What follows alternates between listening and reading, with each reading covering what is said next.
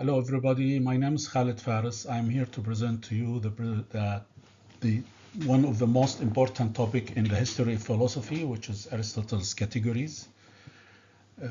I have a subtitle for it called Ontology Realism, and by realism is meant that those who accept an ontology of two main categories, universals and particulars.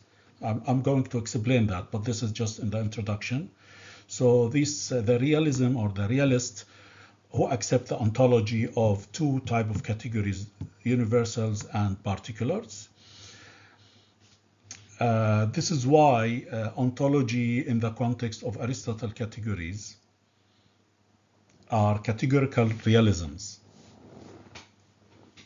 And so the ontology studies what exists and what fundamentally exists, or differentiate between what exists and what fundamentally exists.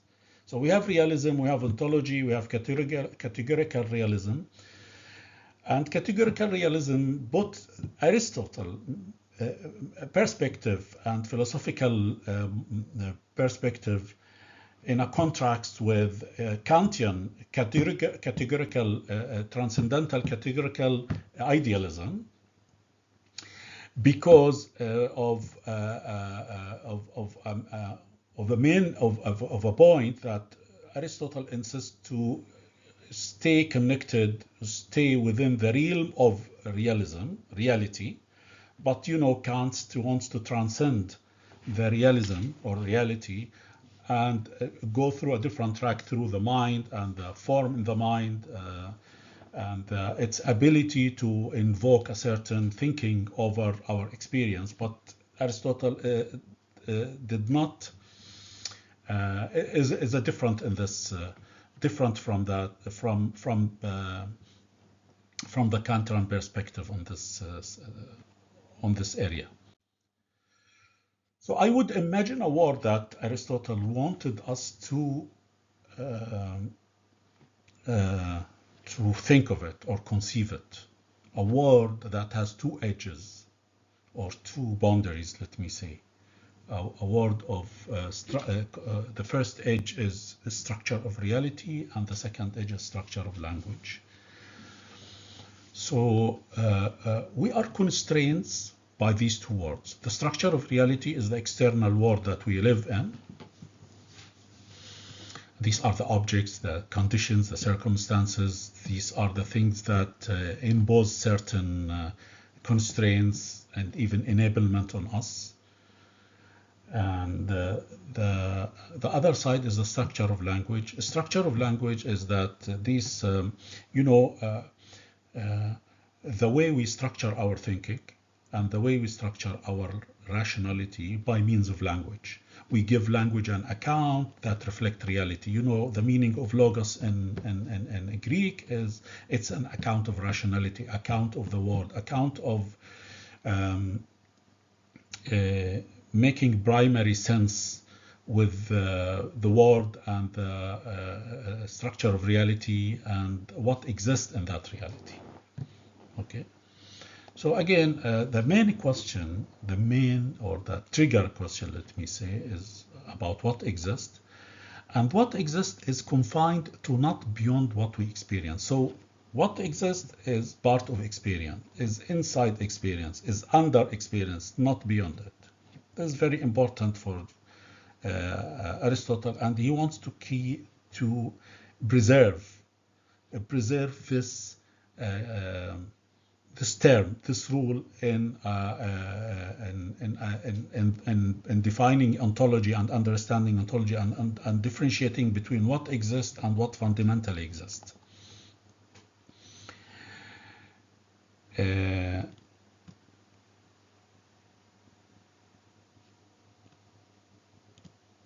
For Aristotle, metaphysics, or called first philosophy, it's called as such because it starts from things that as it appear to us, not beyond what things appear to us, or as they say, things in themselves.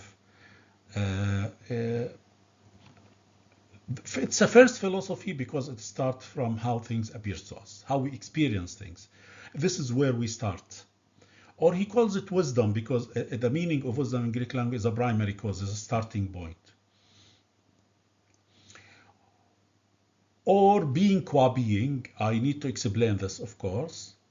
But before that, let me finish from theology. Theology where no change exists. I mean, there's a given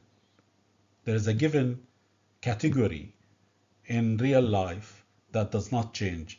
But this is debatable. You know, I don't want to get into the literature that discusses this type of theology and theology in the context of Aristotelian things.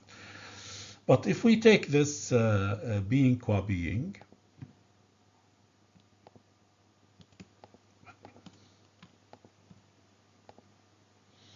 okay, being qua being is to study. I don't know why the link is not working because I made a link here to open a page to explain it, but let me say it verbally. Being qua being is the study of being in terms of being. We need to study what we experience of being in terms of being. So this is a field of investigation. It starts with investigating being in its particular concrete context, concrete particular, and define it in terms of being as we experience this being. But also we experience not only particular, we experience universals, because universals are totalities of particulars or aggregation or assemblies of particular in a way. I'll come and explain that. I'll come to that. So we study also universals, being in universals in terms of being in universals. And then the last point is to demonstrate this study also in terms of being. So this is the meaning of being qua being. It's a field of investigation and field of study of being in terms of being in our experience. As you see, the diagram goes on to highlight the language of what exists. So we experience particulars, we experience whatever we experience, and then we evolve. Our language is something driven or derived from our experience, and we structure it based on our experience. So it's a structure of language. We give it an account, we give it a logos that match or correspond to reality. So it is Aristotle thinks of this type of relationship between structure of reality and structure of language as if there is a mutual correspondence between the structure of reality and language, because our language is derived from our investigation of a being qua being, of a first philosophy of wisdom. You see? Now, someone might ask, if we don't experience something but it really exists, it could be, of course, could be, but abstractly speaking, in case there is something that exists and influences us, but we don't experience it, in case, this is for the sake of argument, this will be reflected in our logos, in our language of what exists. So our language will lack this. So maybe it shows a difficulty in the language, weakened language, complexities in language. Language turns into being ideological with complex semantics to work around these difficulties or whatever, but this is not the subject of it. It is a subject of other type of discussion. Okay. So now, what is our experience? Our experience contains two types of categories, two types of ontology. What exists in itself is called by Aristotle as a substance. This is what fundamentally exists, is an object. These are objects. And there are other things that exist, categories of being and realities depend on something else to exist, which is, these are non-substantial or non-substances properties. So these are non-substantial or non-substances exist by being dependent on on substances. They don't exist by themselves. So we say they inhere or instantiated in substances, in objects. Okay. Now, if we go also to the other side of reality, which is our language reality, our language structure of reality in terms of language, these categories also of being exist as part in subjects, subject as a noun phrases. Okay, so I am a subject. I have my name Khalid is a subject. So the categories, these non-substantial categories, exist in me in a certain degree, in a certain way, in a certain quality, certain quantity. I'll come to explain that. However, substances in a primary sense are the subject. So in reality, we say in reality that these categories in here, in this category of being the substances, in language we say it exists in noun phrases, as a predication. We'll come to this predication things later. So the last message from this slide is that Aristotle give this substance ontological priority, a privilege, a special attention, because it is what fundamentally exists. It's not just what exists, it's just what fundamentally exists. And he takes it to be a kind of his first philosophy, or the primary cause, or the starting point, or from where being kickstarts, or even kind of theology, because substance doesn't itself change, but if it acquire changes, it preserve itself by itself. So changes in substance has to be defined not as a property, but as something else. I'll come to it also. So what is this word of Aristotle? This word is a binary word.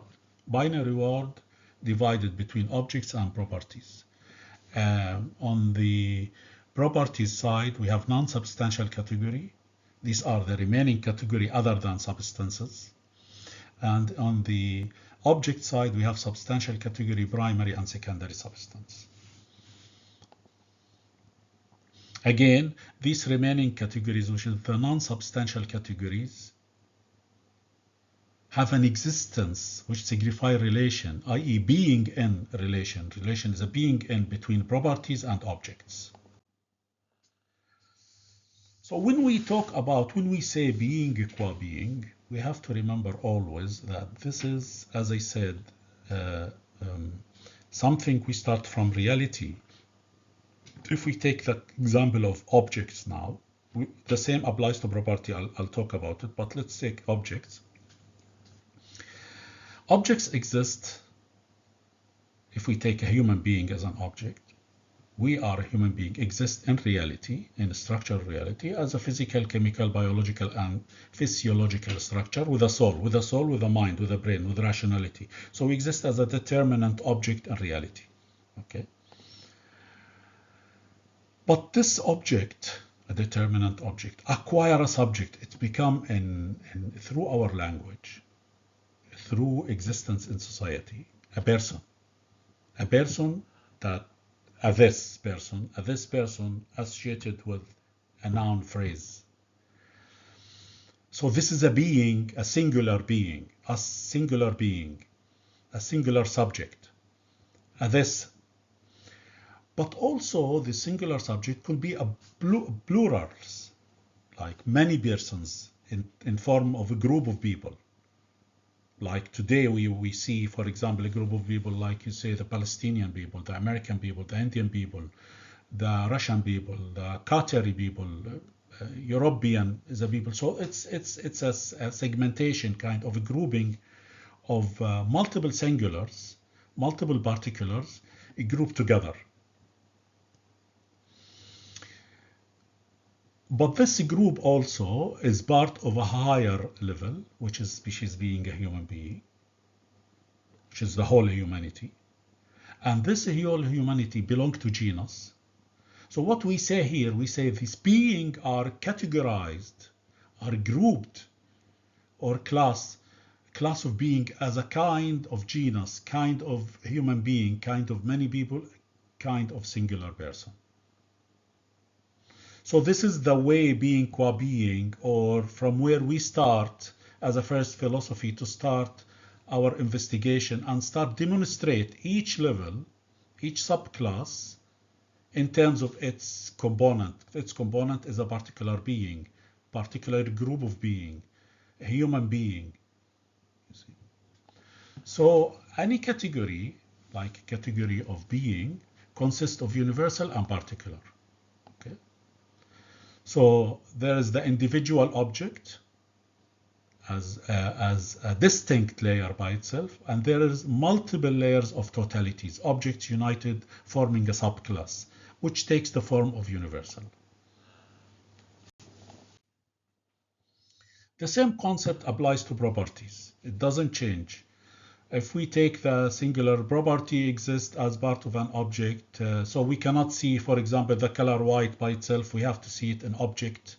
Like on me, you can see the color white or the color black or the color yellow, whatever my skin color, whatever my color would be, orange, black, white, whatever. And this white is attached to subject. But when it attached to subject, it's attached with a particular property, with a degree of it. As we say this, the quantity of it or the quality of it. A degree of shade, or a shade of white, or a shade of orange, or a shade of black, or a shade of...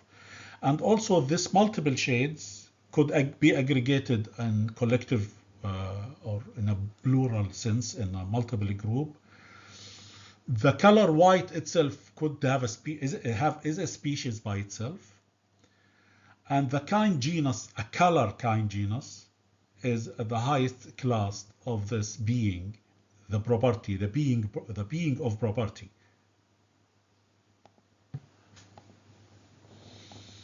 Again, the same structure. We have individual properties, we have properties united forming a subclass, and these are the categories or consist of universal and particular properties. Now, the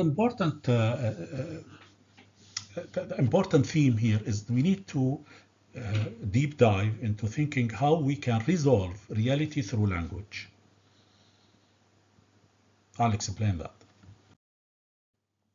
So we have this diagram will accompany us across until the end of the presentation. You are familiar with it now. Let's take the object example. So we have this object, a human being object, signified as a substance or other categories, fundamentally exist as a substance, and there are other categories, non-substantial categories, quantity, qualification, relative, where, when, being, attached to it or in a way related to this substance. So being in reality as a 10 distinct categories of being.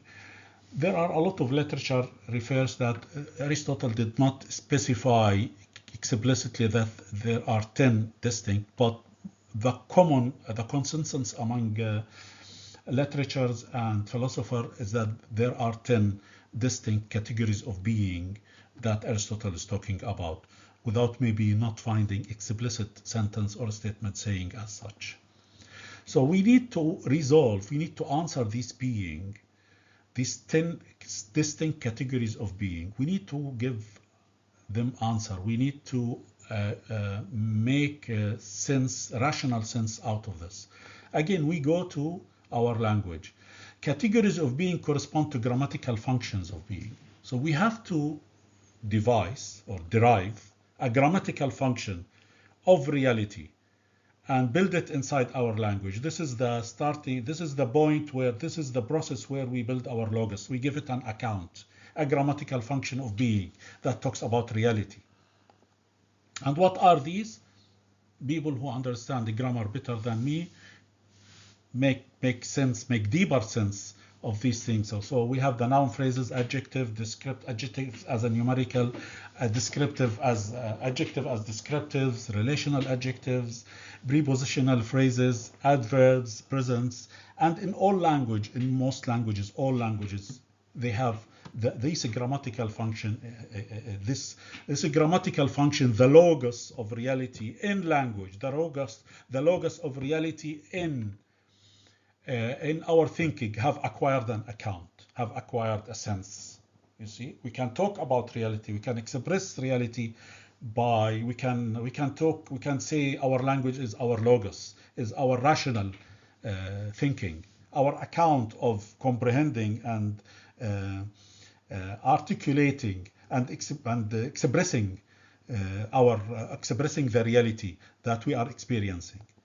As I said, Aristotle gave a special attention to the noun phrases because it is the substance.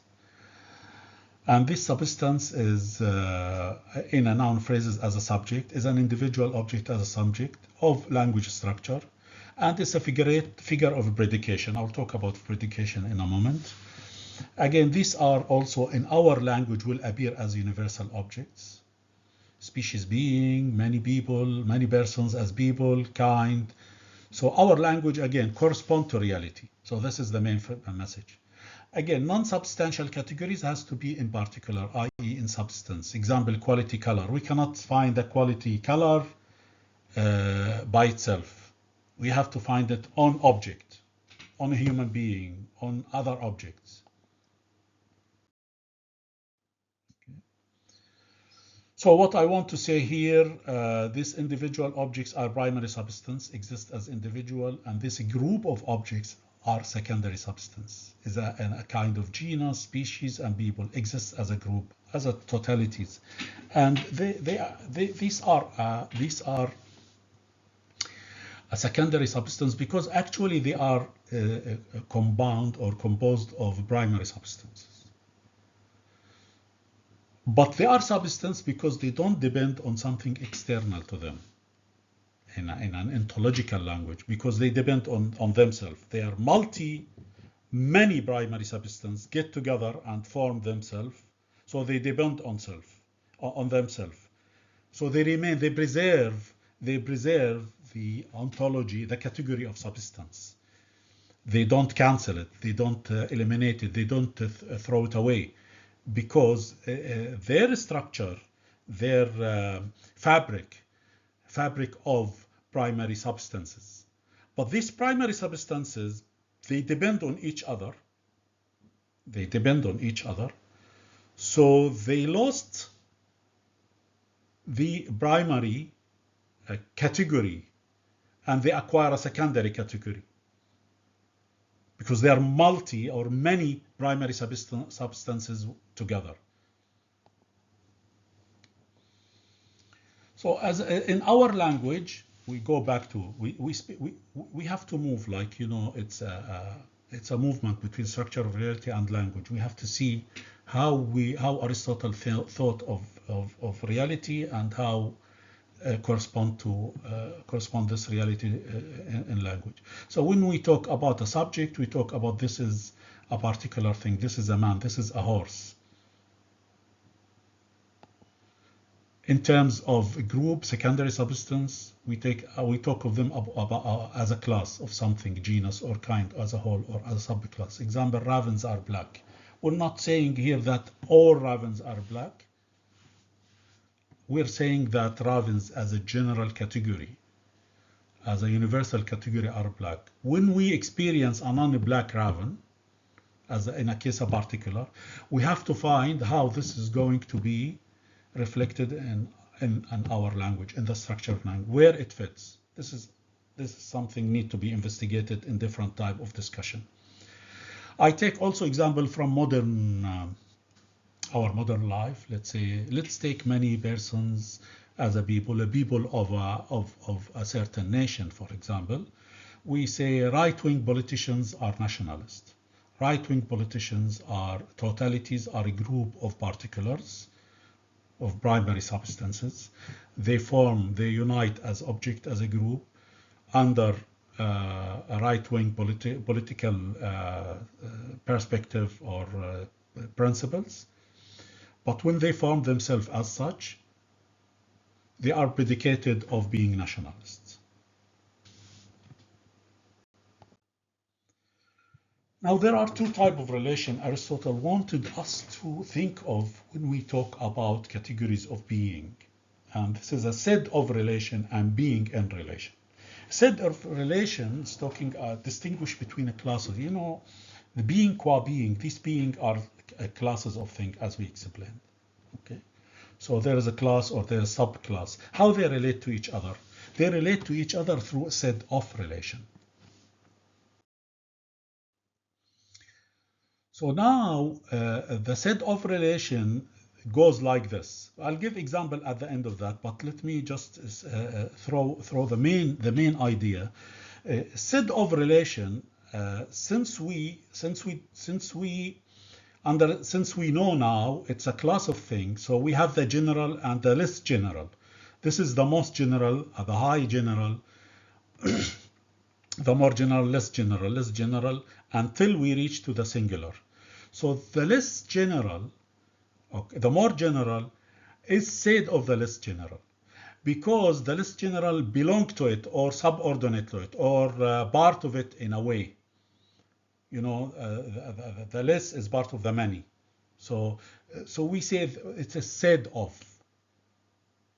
Okay, I'll give an example at the end of the slide. But it's not the other way around. As you know, it's called a not said of upper class. Singular is not said around. Many people is not said of species being. It's the other way around. Species being is said of many people.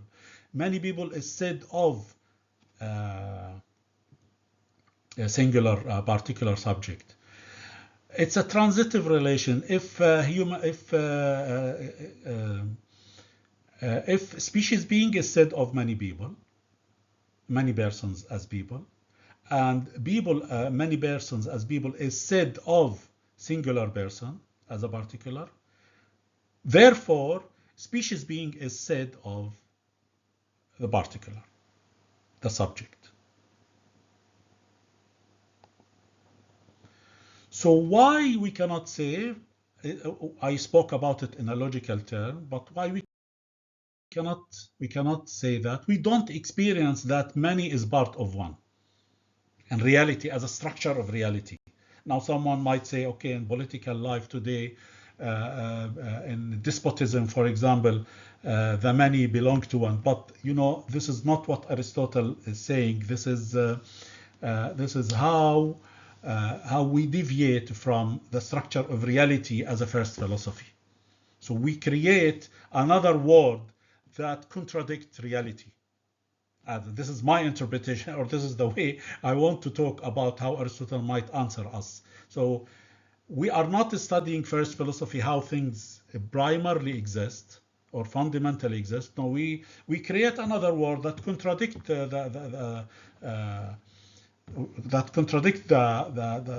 the structure of reality as a first philosophy, and then we start from there. But this starting point is wrong, because it is elusive for Aristotle. The same concept applies on property. I'll just change the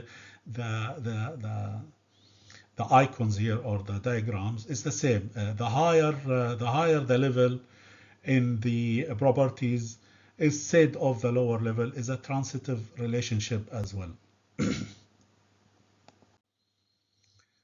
Again, the same. A lower level not said of upper level. This is on property as well. Now we come to being in relation. Being in relation distinguishes between properties and properties and objects. As we say, secondary object, secondary substances, the totalities, the group, and the primary substances does not exist on anything else except they are defined by themselves. So object not dependent on something external. They depend on themselves. Okay. So in our language, secondary substance and primary substance not in any subject. So we have to find something in our language that reflect or or account for that primary substance and secondary substance not in any subject, either through negation or through whatever. So this is, again, as I said, our language is derived from the structure of reality. But if we go to again non-substantial universals, which is the property, they exist in being in secondary substance or being in primary. So now there is a question here sometimes arises in the literatures that whether properties exist in secondary substance in the many before exist in the primary substance in the single. Logically speaking, no. This is my interpretation, or I am with the camp who's saying no, because it has to exist somewhere. It cannot exist. It cannot start. Our experience uncover or realize a property in a particular object. It's very hard for our experience to realize a particular property in many substances or in the whole group of it. We realize it in particular by particular, then we go up to the higher level. Okay. However, again, this type of philosophy is open. If we come at a certain point in time that we can experience properties in many substances, in the many, not in the singular, then we have to account for that in our language as well. We have to acknowledge that in reality, and we have to account in our language, in our logos, in our rational means of thinking. So as a universal properties being in the many, again, what is in the higher, it is in the lower level, the same as said if in terms of relation.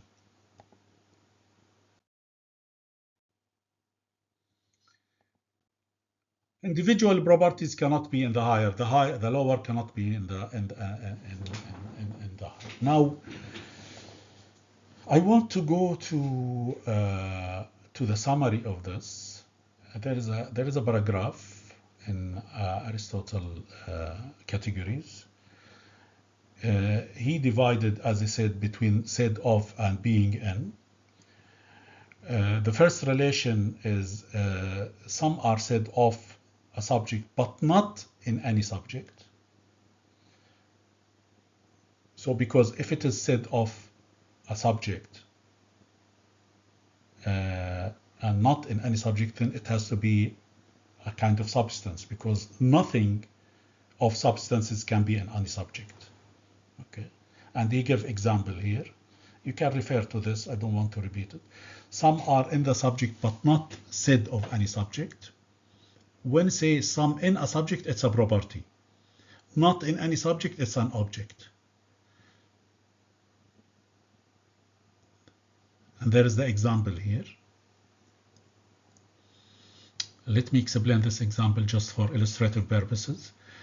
The individual knowledge of a grammar is in a subject. So a particular version of a grammar, a trim version of a grammar, as that cut, that piece of a grammar in a subject. It's a property in a subject. I know a grammar with a certain limitation. So this type of a grammar, which is in me, is an individual knowledge of a grammar in me. But this individual knowledge of a grammar, it's only in me. It's not universal. Okay? Because there is in other particulars, there will be a different degree or quality of grammar, let me say, or intensity or experience or of a grammar, different than mine. So it's an individual knowledge. It's not a universal knowledge. He said, is in a subject, in a soul. As I said, a soul and a subject is a rational being, but not said of any subject. So the grammar that I acquired from, it's in me as a property. it cannot be said, it's not part of other subject, as I said. Same example, the individual light is in a subject, the body, but is not said of any subject. It's not said of any subject also, it's in me, it's not said of any subject. It does not make the subject part of this, color or grammatical. It's not said, it's not part, does not belong to it. I don't belong to this type of grammar. I don't belong to this type of color. I am not a subordinate to this type of color. I'm not a subordinate to this color, but I have it as a property in me. Something else can be in someone else, okay? So I can go through all of them, but it's the same concept. Some are neither in a subject nor said of. This is the primary substance. Primary substance cannot be not, I am a subject. I belong to myself. So I cannot, as a subject, I'm not said of anyone else, because everyone else is a subject of itself and belong to itself. And I cannot be in other particulars, in other subject, because I am in myself, exist. This is the primary substance. I tabulated that using the Aristotle. So we take the first, so some are said of a subject, but not in any subject. These are universal objects. Okay, like a human being, animal. B, these are individual properties. A particular shade of orange hair, for example, in someone. Universal properties like a universal shade of skin color. And this is the primary substance. Individual object. Noun, phrase, John, Khalid, Mervat, Socrates. Mervat is my wife name. Khalid is my name. So I use my wife name here because it's very attached to her. So being in, these are accidental, non-substantial categories. What does that mean? That means that this is not necessary. It's not necessary categories. It could be, it could not be. And these are essential substantial categories, without which nothing exists. As we said, the objects without which this does not exist. I would like to thank you all for being patient with this deep, it's not deep, it's, let me say, it's not introductory, it's not exhaustive to the topic, but it's more than introductory and less than exhaustive. I try to, as much as I can, to bring the fundamentals, all the dimensions as much as I can, with the depth and breadth of this. Of course, there are a lot of discussions about each and every single, but I think this is something traced back to the text itself, categories in Aristotle, based on my reading and my follow up to this topic since many years. I want to say thank you very much and goodbye in the next video. I look forward to your feedback, your comments, your suggestions. It's highly valuable. Have a nice day. Good luck. I'm doing this presentation. I'm in Doha, Qatar. Today, it's evening time. It's afternoon, not evening time. Thank you very much.